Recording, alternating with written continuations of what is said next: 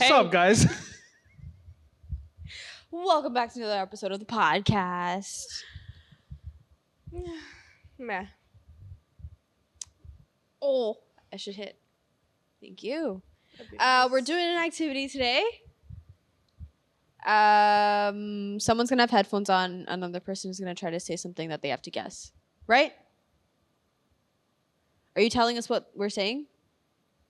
Oh, off We're the just dome. picking a song. Oh my goodness! I need more time. What do you thought we were doing? I thought she was gonna tell us I what really we're thought saying. I thought you had stuff for us to They say. don't listen to you, Asha. She literally said, pick a song. I know she said pick a song, but that's different from not giving us things to say. All right, who's going first? Not I. Not I. So Guess it's what you. is? So I'm listening to music first. Okay. Yeah. Oh no, I have to listen to music. What are we gonna? What are we Whatever gonna say? will I do? Yeah, but you also have to try to figure out what we're telling you. You're gonna have to give me a signal when you're ready.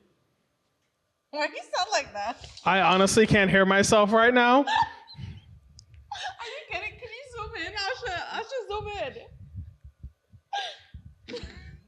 in. Dead. Kevin, talk. Can you say something? Can you say something to us?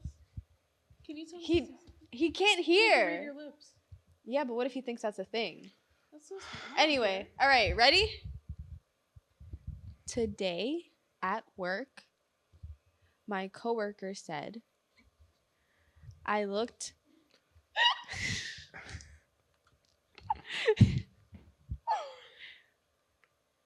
Did you?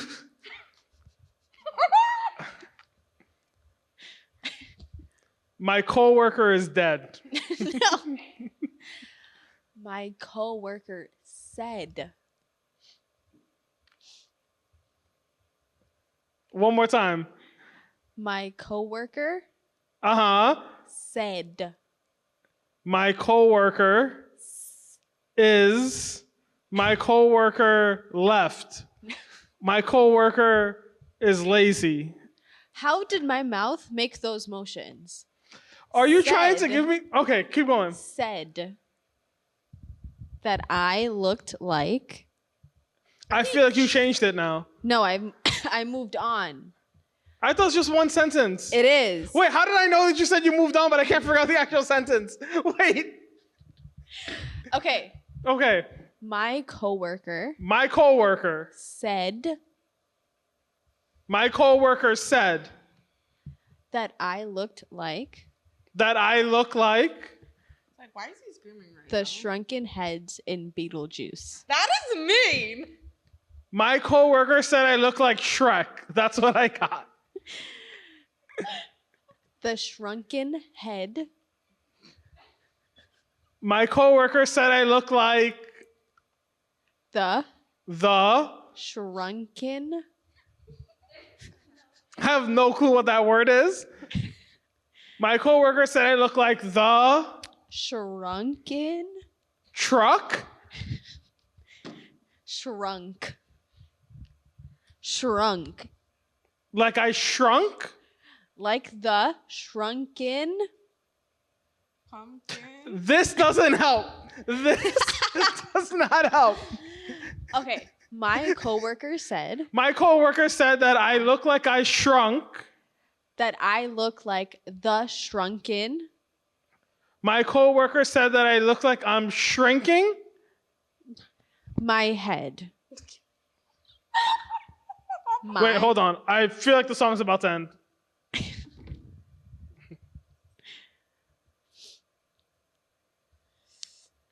Okay. My coworker said that I look like I. My coworker said I look like the the. shrunken. Shrunken. The troll? What is this? What is this? The claw? Troll and shrunken. Can you see that those are different motions? Troll, shrunken. Like the what? Shrunk in. I don't know. Heads. I don't know what this is. I don't know I what didn't this even is. do it just What now. is a claw? You look like a claw. What is going on? Am I done? Okay.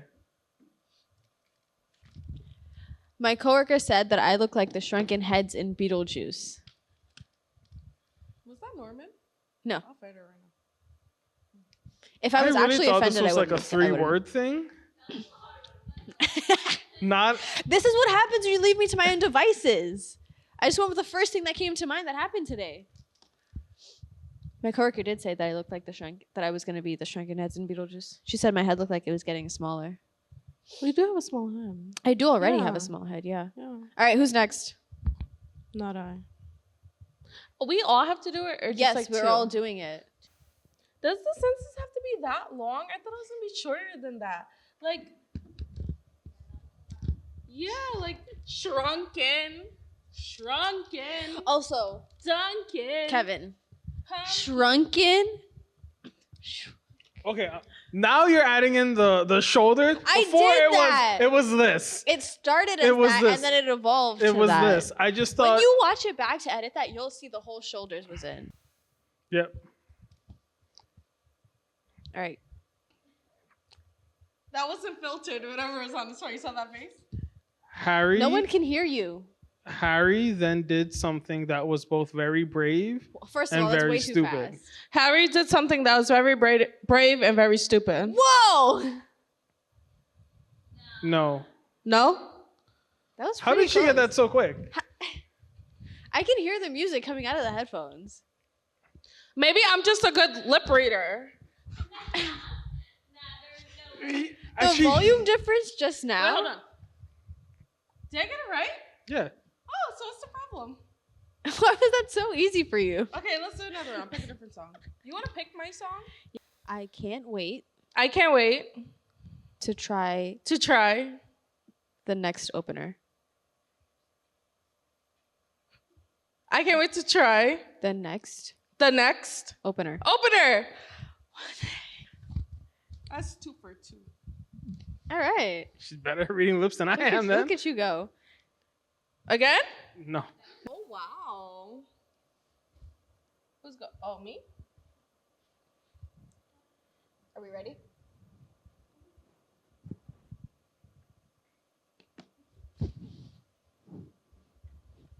Can you hear me?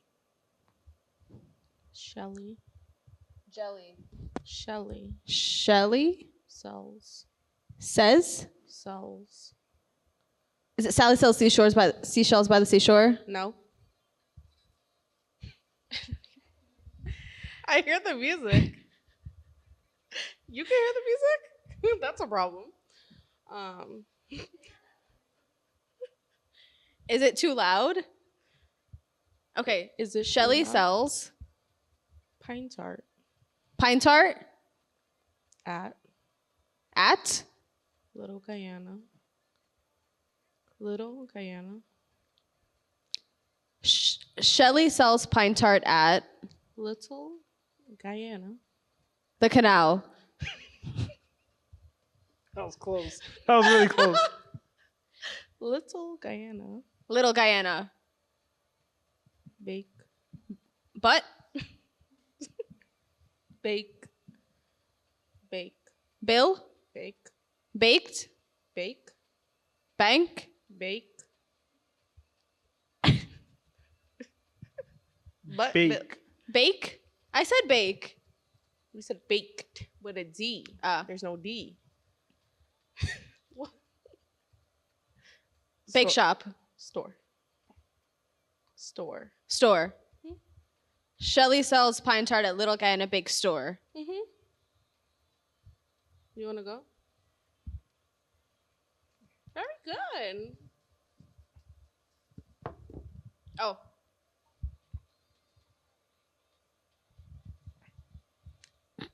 Because I know you were trouble when you walked in. Run that back. Slower. Because I knew you were trouble. All of your words when are you walked in. ooh. Weenie and Woody, I'm telling you. You think it was better than this? Because you were... Because I knew you... I knew you? were trouble. I knew you were trouble when you walked in. What? Is it a goat or a sheep in that song? I was It's a trying to goat. do it. I was trying to do it earlier. One more. All right. I'm slipping into the lava, I'm slipping into the lava. and I'm trying to keep you from going under. What song is It's a this? lyric. Something for keep me from going under. What song is this?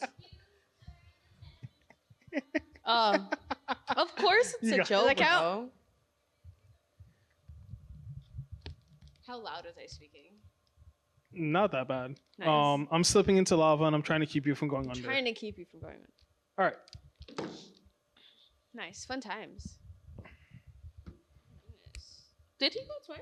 No. Not only once. He didn't even get through the first one. Do you want me to go again? Maybe after. All right. Redeem yourself or funsies. something. All Would be nice. right. So, today's episode, we're going to be talking about, are we watching or are we worshiping? Right? So, it's no secret or surprise that our phones and devices have been compared to idols. We kind of referenced that in the last episode as well.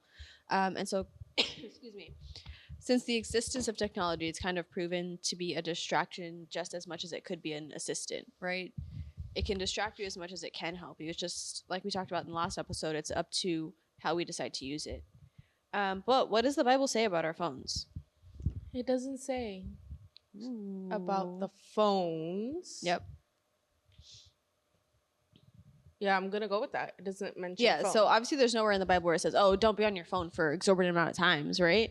But it does talk a lot about idols and idolatry. And so it talks a lot about finding distractions from focusing on God, right? Focusing on things that, I feel like there's a hair right here.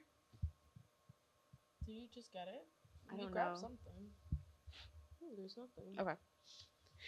Wow. Uh, Once I felt that. what? She pulled back so fast. You saw that, right? I didn't even notice. I'm sick of both of y'all. I don't even want to touch y'all. I said don't. I won't. That would be great. If you Anyways, do you know what that was just now? A distraction from focusing on what we're supposed to be. I feel like it's still there. Kevin, Go because check. Nope. I'll be I'll I be have fine. boundaries. All right. So,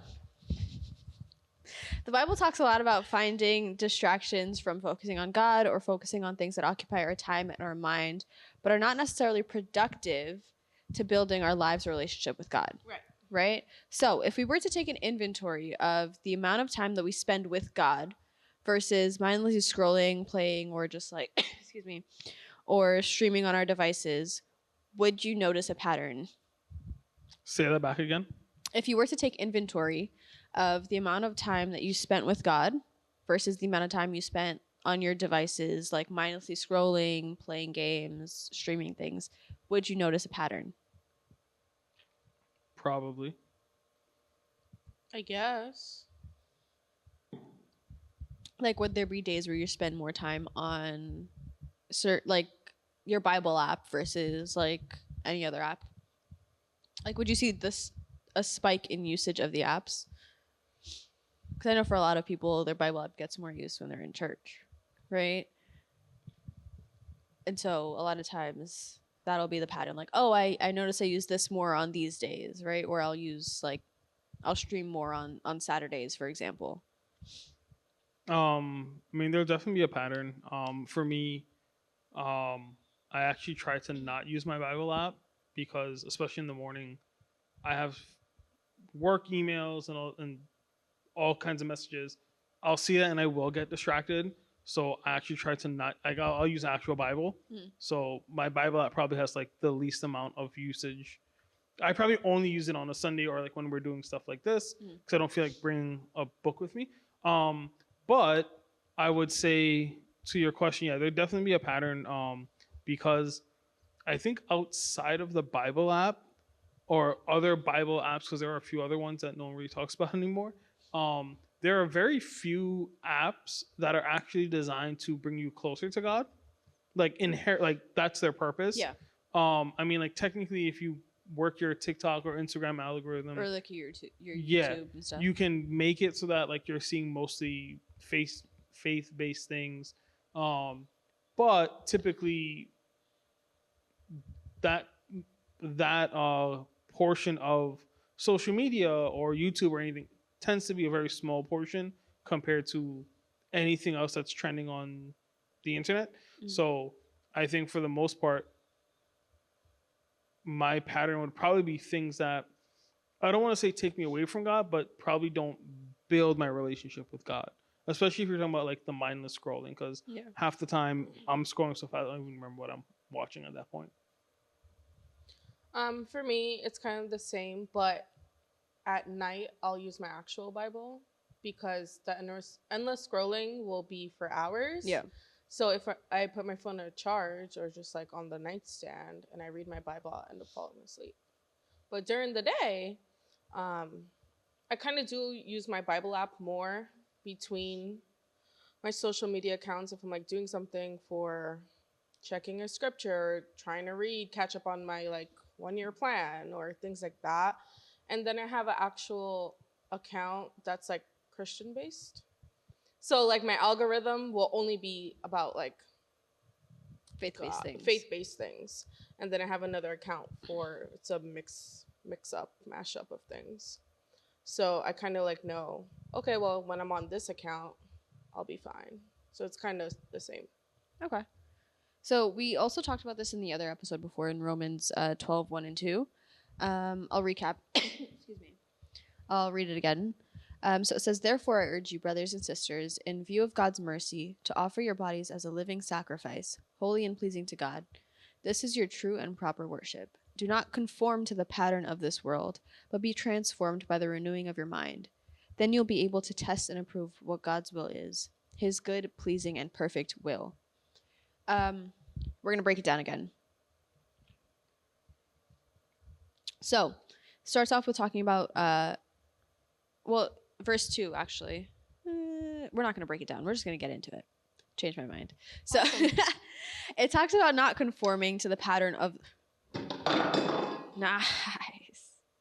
Was that the miso? It's empty, but yes. In verse 2, it talks about not conforming to the pattern of the world. And also in the last episode, we talked about like trends and chasing trends and stuff like that. So I will be taking this more so from the standpoint of standing firm in God's will, right? Because it says that, also in verse 2, it says, "Be transformed by the renewing of your mind. Then you'll be able to test and approve what God's will is, his good, pleasing, and perfect will." But how would we know his will if we're not looking for it, right? So it says that we should offer our bodies as a living sacrifice, holy and pleasing to God, as is our true and proper worship.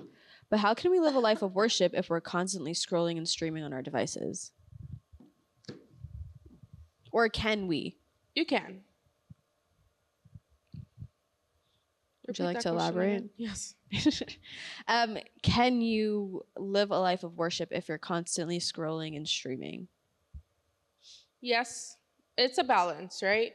So if you're streaming, but you're streaming a podcast of a sermon, that's an act of worship.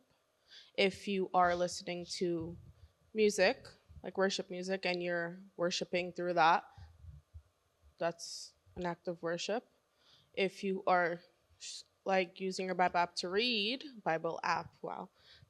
that's it. But also it's a balance. So you're not going to spend 8 hours doing those things. I mean, you have to use your screen time for other things. So I think it's up to the user to find the balance to honor God in screen time. I think it's about your intent, because there are many times where I know I've read the Bible app or whatever, right? I've read it, and I just went going through the motions of it.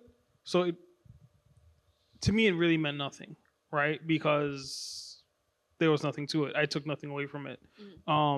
The same thing for me, like with YouTube being from the last episode, right? YouTube was 9 hours, right? Most used app on my phone.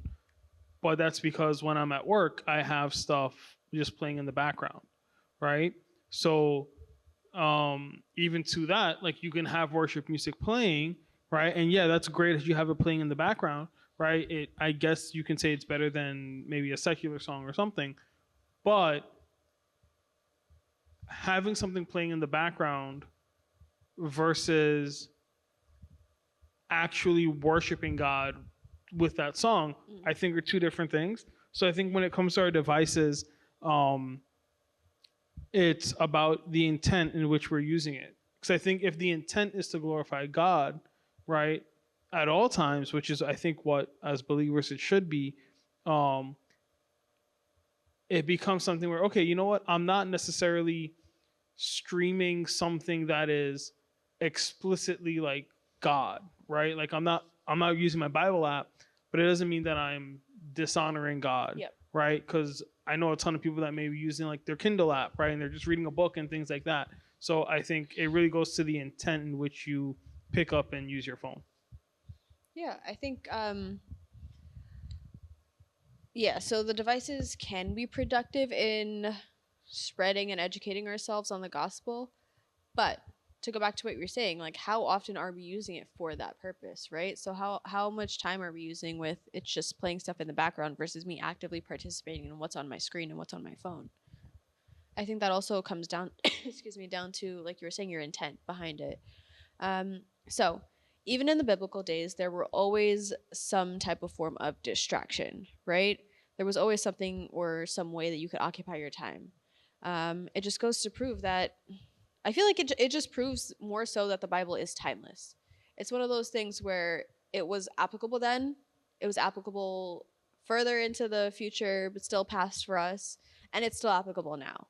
I feel like that's a very difficult word to say sometimes. Applicable. I was really thinking Probably about because you it. said like 10 times in a Yeah, row. I was really thinking about it as I was finishing that sentence. But it's I was gonna say it again. It's very easy applicable to a lot of things within our lives, right? It's all about the mindset that we have when we're looking at it. Excuse me. Okay. So I know that sometimes idols can seem like an outdated concept or like a very like it's this one specific thing that's an idol, right? Like a figure of something. But I think a lot of times we don't realize that there are other things that can be idols in our lives, right? So like in this context, we're talking about screen time, right? For other people, it can be work, right? That's occupying most of your time. For some people, it can be like, I don't know. What are other distractions for people? Gaming. Well, I was trying to think about things that aren't like screen focused. I feel like people could just partake of a lot of activities just so they're not sitting with their thoughts. But yeah, there are always ways to occupy your time. Just like in other religions, like they have where you might be offering up goods or food or something to a figurehead of a god, you're offering up your time and your attention to your devices. So although your devices and your screen time don't stereotypically look like an idol, the way that you're using it can be equated to idolatry. So when thinking of our screen time, I think it's important to ask ourselves a few questions. First one being, in what ways do we allow our screens to become idols? How does our use of screens help us to identify the idols in our lives? And can they identify the idols in our lives? And what power are we giving our screens over the relationships with God and others? So, do we want to break that down a little bit? Do we think those questions are pretty self-explanatory, or should we explain why? Okay, so in what ways do we allow our screens to become idols? I mean, I think it's the way anything becomes an idol, right? When we allow that to become our priority, right? And I think for a lot of people, we don't realize it, but our phone is our priority, right? There's so many times you see people, they walk into the room, hey, I gotta go charge my phone before they do anything else, right? God forbid their phone die and they are disconnected from the rest of the world, right?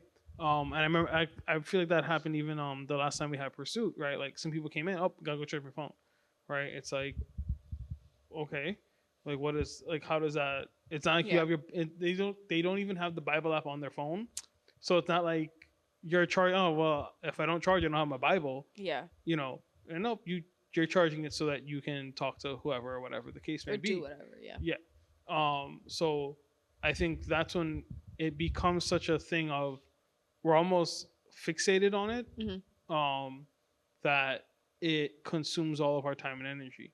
I think the phone itself sometimes consumes us more so than the people we're communicating to on the phone. I agree. I mean, like, I've probably done this myself too, where it's like you won't even go to the bathroom without your phone. You'd be reading shampoo bottles. Right? And I think that's making your phone an idol because, like what Kevin said, it's so important. Some people are fixated on getting the newest phone every time it drops. There's nothing wrong with that, but like it becomes like their personality. So I think when something is taking up all your thought and time and you can't even use the bathroom without your phone, there is a problem. Yep.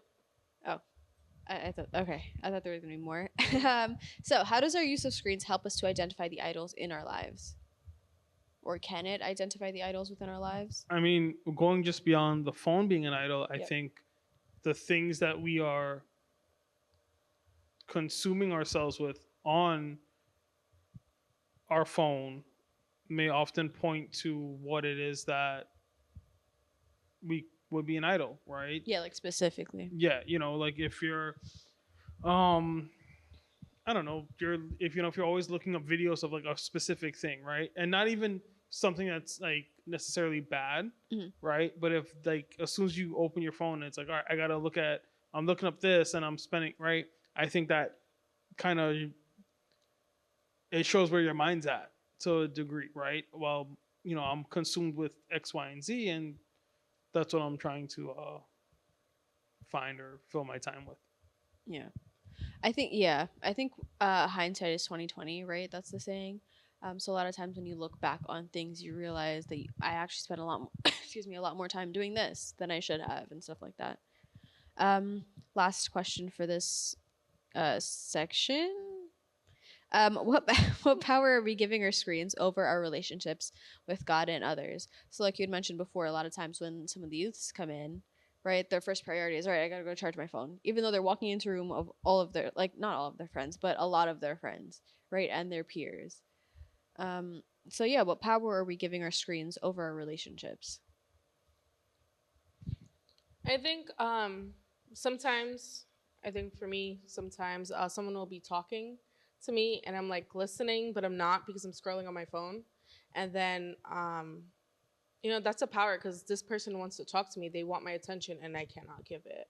So I think a lot of times, a lot of people, you're trying to talk to people or you want to listen, but you're so distracted with your phone that you can't do both. So, like now, if I'm having a serious conversation, my phone's down so I could pay attention. I think that's what's helping me, like, not make that an idol. Yeah.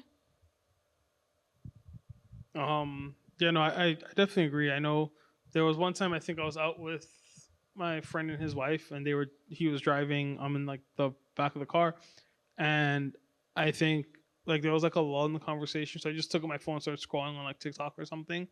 And I guess he just like heard. He's like, what is that? Like, cause he just heard like a random noise in the back, and I was like, oh, I'm just on my phone. He's like, and I remember his wife's like, that's kind of rude, isn't it? And I was like, I guess so. And I just like locked my phone. But to what you're saying, yeah, I think a lot of times, we become. It's such a almost like a sneaky habit of us the way we use our phones. It's like right? reflexive almost sometimes. Yeah. That's why even like sometimes when we're like in like the sound booth and stuff on like Sundays, right?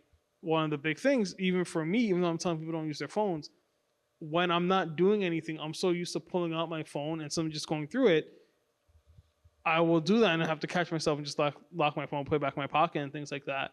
I know one of the things that I purposely will do now is if I like go out to dinner with people, I'll put my do not disturb on like right away. And before I used to keep my phone like on the table. Now I try my best just like leave it in my pocket. So like it's like just out of sight, out of mind. Or else even if it's flipped over, I'll keep like You'll be tempted to check it. I'll just like check it. Okay, there's nothing there, and then put it back down. So at least now I can make sure that okay, there's nothing there. It's not a distraction for me. Yeah, I think that's a good habit to have, because I've also found that like even if I'm with people, right? If there's like you said like a lull conversation, or like if it's a group of people and I'm not particularly involved in this part of the conversation, I'll just bring my phone out and I'll just like scroll or like look at stuff. But it does deter those relationships, because although I may not be actively participating in this part of conversation, I could still be learning more about the people that I'm with based off of it, right? I could still be like gathering intel on like my surroundings and stuff like that. And so in Romans 1:21, it talks, I'm going to read it out. It's 1:21 to 23 that I have here. It says, "For although they knew God, they neither glorified him as God nor gave thanks to him, but their thinking became futile and their foolish hearts were darkened. Although they claimed to be wise, they became fools and exchanged the glory of the immortal God for images made to look like a mortal human being and birds and animals and reptiles." So that goes back to the idolatry, right? So they claimed to know God, right? They claimed to be followers, right? But they gave in to the idols that they created. Their thinking became futile and their foolish hearts were darkened. So they kind of essentially turned away to God while also saying that, yeah, no, I know who God is, and I know who he is in my life. And I think a lot of times, like we were talking about, your phone becomes that. Because you're like, yeah, no, I know who God is. Like I go to church every weekend, like I do all the things. But in my quiet time, in my spare time, am I pursuing that relationship, or am I turning to like playing a game on my phone, scrolling through TikTok, Instagrams, like DMs? You know what I mean? So they kind of, in this like excerpt, I took it to look like they kind of treated God like a knickknack that sits on a shelf, right? It's something that you go to when you remember it or when you need it, but it's not something that you actively use all the time. And I feel like a lot of times that's how we have God. Like he's in my back pocket. I know he's there. I know I put him there, but how often do I actually use it? Well, I think that a lot of times we treat God just out of routine, right? Which is, okay, wake up, pray, read my Bible, maybe get in the car to go to work, or get on the bus to the train, whatever, put on some worship music. Then coming back home from work or school, whatever it is, put back on some worship music, maybe pray before I go to bed, maybe read my Bible before I go to bed. And that's really our relationship with God. Whereas if we were to actually pursue God the way we would pursue like a person, right? Which is, okay, I'll hit them in the morning, I'll talk to them throughout the day, right? Even if I'm at work and maybe I can't explicitly hold a conversation with them, shoot them a quick message. Like we find ways to communicate with people when we really want to, but for some reason, well, with God, we often don't do that. Instead, we will just keep him at a routine. So when it comes to our phones, because a lot of times the way in which we stay connected with people is our phone, right? So I think a lot of times it's easy to send a text message, but because you really can't text God in that sense, right? We often don't think about, am I communicating with God throughout the day? I think though, once you have built and established a certain relationship with God, you can essentially, like, not just send a quick text message, but you can be like, hey, like a very quick interaction, right? I agree. But that comes with putting work into it first. So how have you relied on more about what you know about God and your relationship with him? So I've relied more, like in the span of the question, I relied more on what I know about him and the relationship that I think that I have with him versus getting to know more about him and building on that relationship. Have you ever relied more on what you know about him to be like, oh yeah, no, I'm there? 100%. I think it's very easy, especially just growing up in church, Mhm. right? It's very easy to just rely on, well, I know enough memory verses from Sunday school to get by, so I'm okay, right? I think that's, one of the things, right? Like, yeah. I'm smiling because in my note it says, especially being someone that has grown up within the church, it comes easy to rely on what I have learned about God and what our lessons in Sunday school or as children church has taught us, rather than trying to go closer to Him or trying to learn more about Him from God Himself. But that is literally what I'm talking That's the about, experience, right? yeah. Right? It's so easy in church. The longer you go, I think especially in like youth groups, to really figure out, okay, your youth. Like I remember coming up in youth group, I knew the youth leader was gonna ask, "Did you read your Bible this week?" Right? And I knew sometimes he'll be like, "Did you read?" Like 2 times. Like you kind of knew the questions, Yeah. so you kind of were prepped to answer. It's like, did I read my Bible? Yeah, I read it.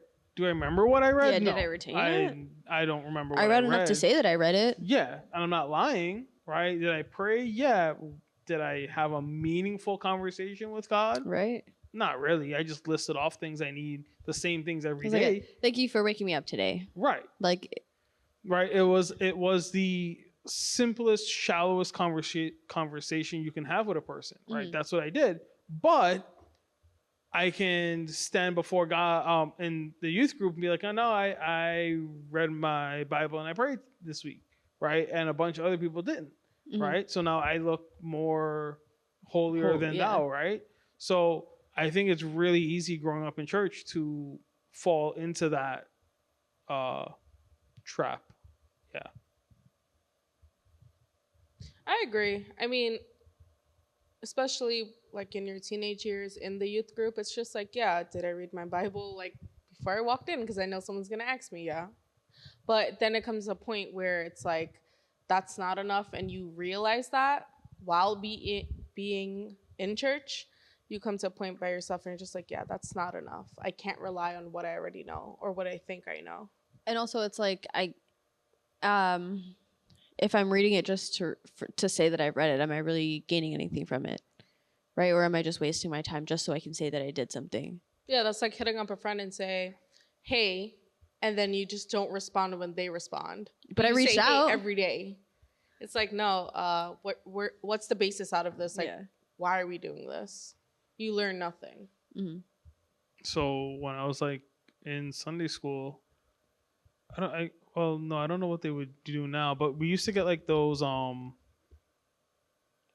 don't want to call it a magazine, like the packet things. It was just like the one thing that opens up, right? So they always had the memory verse on the back. So they were doing a thing where they were like putting like marking who remembered the memory verse. So I realized really quickly, if I just read it a bunch of times before I come into church Sunday morning, I'll remember it long enough that when they ask within the first 5 minutes of Sunday school to be able to say it. By the end of Sunday school, I do not remember the memory verse. So I knew every memory verse for like 3 months. And I remember they were like, whoa, this is amazing. Like, he's so, like, no, I'm just reading it for like 10 minutes. Like, in the car ride over, I'm just there reading it. And then that's it. Yeah. And I got a bunch of stickers next to my name. And it felt really good. But, again, I don't remember any of those memory verses now, right? So. I mean, I'm sure you remember the verses, just not in the context that you learned them. If I know any of those verses, it's not from then. That's what I'm saying. Yeah. So, why is it important to integrate what we know about God into how we behave and how we manage our time? Well, I think that in and of itself is a form of worship, right? The fact that we are like I said before, I think we often treat God like a routine. So when you become very conscious of him and you start to act with an intent, right? I think that's probably one of the greatest forms of worship we can give God, because now he's not just, like you said, he's not just a knickknack on the shelf for us to grab when we're bored, but instead it's something we can do, or he's someone we can approach and engage with because we want to. We're choosing to, not out of routine, but out of want, out of a desire to be close to him. And I think that changes the entire dynamic of the relationship, going from really what most people think of, right, of just God and man, to really a, the way the Bible describes him as a father, or the groom and things like that, right? It really changes the relationship. So, a lot of times, and when we talked about last episode, is also that there's like a wealth of knowledge at your fingertips with your phones, right? So a lot of times it's easy to kind of take what you've learned on the internet or what you've looked up and prioritize that over the Word of God. What ways, well, have you found yourself falling into that kind of behavior? And how are you able to, I guess, snap yourself out of it, I guess, if that makes sense? You mean like if we were to like Google something about the Bible and then Not like, what do you necessarily mean? something about the Bible, but maybe if you learn something that you feel as though it maybe contradicts or goes like doesn't directly align with what God says. I've read a few things like that. I mean, I'm old, but I think I would try to fact check it. So, or I would like ask someone like, "Hey, I read this and it says this. Like, it doesn't sound right, or is this correct?" And I'd be able to like get an answer out of that. I wouldn't, but that's just me personally. I wouldn't like just read something and go with it. Okay. Yeah, I mean, especially when it comes to our faith, I'm very selective about who I listen to.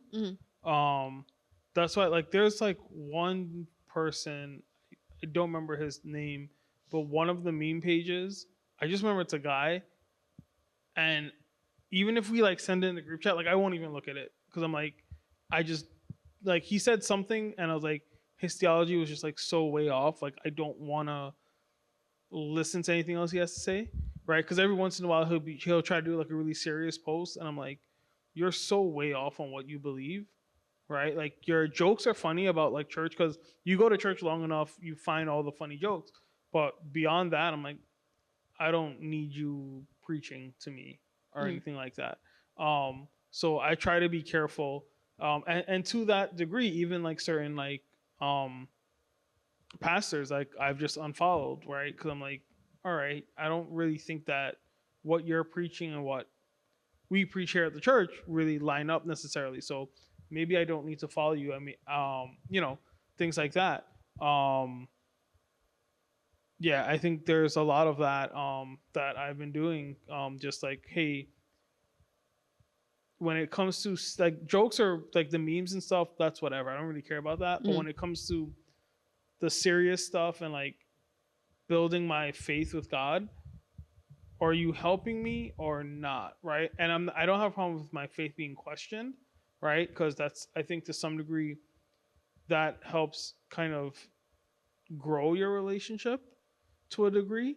But when you're just pushing something that's a lie, then I take an issue with it, and it's like, all right, I don't need you showing up on my feed ever again. Yeah, I think a lot of times it's easy to get swept up with like that influx of information that you have.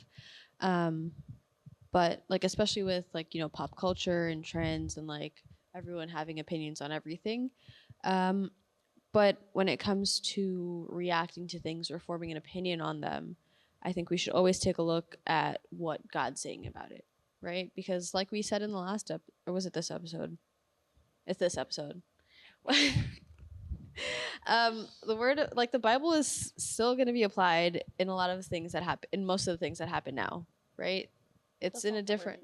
It's not the word I used. Use the correct word. So although it's not in the same exact like scenario that's going to happen now, right? the principles and the way to do certain things still applies.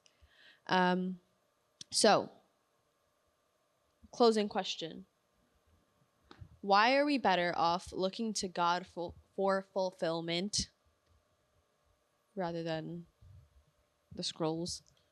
Because at some point, God is never gonna end. Like our fulfillment, if we're scrolling, it's gonna end. It'll lead us. Algorithms will lead us into things we didn't even want when we first picked up our phone. But if your main source is God, what more can you want? He's gonna love you. He's gonna speak to you. He's gonna nurture you if you put in the work, right? If you learn about him and you have that relationship with him, God's not gonna leave you. But most things, other things will. So if you're devoting all this time into screen time or people or things that are not really of God or God himself, those things end. God's unconditional. Yeah. So yeah, what I had is that although it's easy to get lost in our screens and devices, the fulfillment will only last as long as you're doing it, right? So if you're looking for like true fulfillment and contentment, it's much better to look to God. Because like you said, right, everything ends eventually. God doesn't. So that feeling of being fulfilled and content will only be replenishing itself as you draw nearer to him. Because your devices can and will fail you at some point in time, but you know who won't? God. Yeah. Thank you.